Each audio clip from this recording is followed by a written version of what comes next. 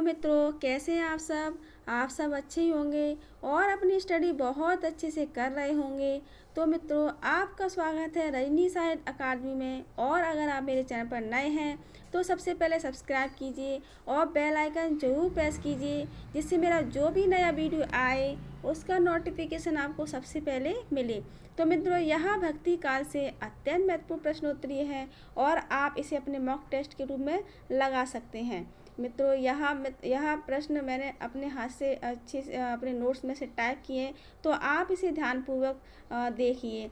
तो पहला प्रश्न है, भक्ति शब्द का सर्वप्रथम उल्लेख किस में मिलता है? तो भागवत में मिलता है, भागवत गीता, ये एक ही ऑप्शन में हो गया है, तो माफ़ी चाहती हूँ, गलत हो गया है इसमें टाइप।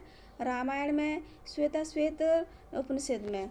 तो किस में मिलता है? आप अपना आंसर है जो चूज़ कर लीजिए। मैं थोड़ी देर के लिए रुकती हूँ। तो इसका सही आंसर है श्वेत उपनिषद में। अगला प्रश्न है, अपने पौरुष से हताश जाति के लिए भगवान की भक्ति और करुणा की ओर ध्यान ले जाने के अतिरिक्त दूसरा मार्ग ही क्या था? यह कथन किसका है? तो ये भक्ति काल उदय हुआ था उसके संदर्भ में है ये। तो यह कथन किसका है?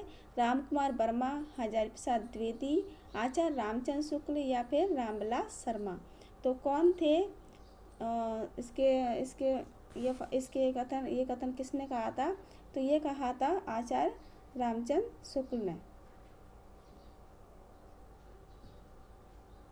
अगला कथन है, भक्ति आंदोलन को भारतीय चिंतन का स्वाभाविक विकास मानते हैं। कथन किसका है? तो भक्ति आंदोलन को भारतीय चिंतन का स्वाभाविक विकास कौन मानता है? तो हजारी प्रसाद द्विवेदी, आचार्य रामचंद्र शुक्ल, रामविलास शर्मा या डॉक्टर नगेंद्र। तो कौन मानते हैं इसको स्वाभाविक आंदोलन विकास? तो ये मानते हैं हजारी प्रसाद द्विवेदी। भक्ति काल का उदय ईसाई का प्रभाव है, मतलब कि भक्ति काल पर ईसाई का प्रभाव है। यह कथन किसने कहा? आचार्य रामचंद्र शुक्ल ने, हजारी प्रसाद द्विवेदी ने, डॉक्टर नगेंद्र ने या फिर ग्रियर्सन ने, जॉर्ज ग्रियर्सन ने। तो किसने कहा था ये कहा था जॉर्ज ग्रियर्सन ने। अगला कथन है, शंकराचार्य का जन्म कहाँ हुआ? तो आचार्य शंकराचार्य का जन्म कहाँ हुआ था? तमिलनाडु में, केरल में, आंध्र प्रदेश में या फिर विदिशा में। तो आप अपना जो ऑप्शन है आप अपने मन से चूज़ कर लेना, क्या है इसका सही आंसर। तो इसका जन्म हुआ था केरल में। अगला प्रश्न है, नामदेव किस संप्रदाय से दीक्षित थे? किस संप्रदाय से दीक्षित थे? श्री संप्रदाय से, रुद्र संप्रदाय से, वारकरी संप्रदाय से या फिर बिश्नोई संप्रदाय से। तो किससे दीक्षित थे नामदेव? तो नामदेव दीक्षित थे वारकरी संप्रदाय से। अगला प्रश्न है, निर्गुण मार्ग के निर्दिष्ट प्रवर्तक कवि कौन है? यानी कि प्रमुख कवि कौन थे? नामदेव, रैदास, कबीर या फिर गुरु नानक। तो कौन थे निर्दिष्ट कवि? तो ये थे हमारे कबीरदास जी। रहस्यवाद कितने प्रकार का होता है? तो कितने प्रकार का होता है? 4 प्रकार का, 2 प्रकार का, 6 प्रकार का या फिर 3 प्रकार का। तो आप मुझे बताइए कमेंट कि कितने प्रकार का होता है। तो ये होता है 2 प्रकार का। अगला प्रश्न है, पानी परात को छुओ नहीं, नैनन के जल सो पग धोए, किस कवि की पंक्तियाँ हैं? तो किसकी हैं ये पंक्तियाँ? सूरदास, रहीमदास, गंग कवि या फिर नरोत्तम दास। तो इसका सही आंसर क्या है? इसका सही आंसर है नरोत्तम दास। अगला प्रश्न है, राधा वल्लवी संप्रदाय के आचार्य कौन हैं? राधा वल्लवी संप्रदाय के आचार्य कौन हैं? रामानुजाचार्य, हित हरिवंश, वल्लभाचार्य या फिर शंकराचार्य। तो इसका सही आंसर क्या है? शंकराचार्य।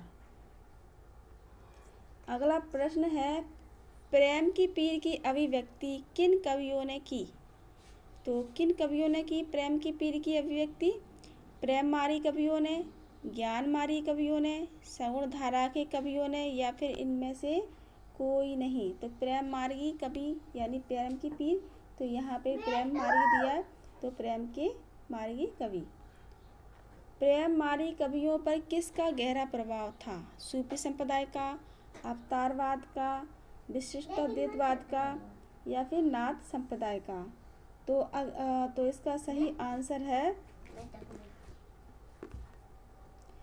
सही आंसर क्या है? 12 नंबर का है सूफी संप्रदाय।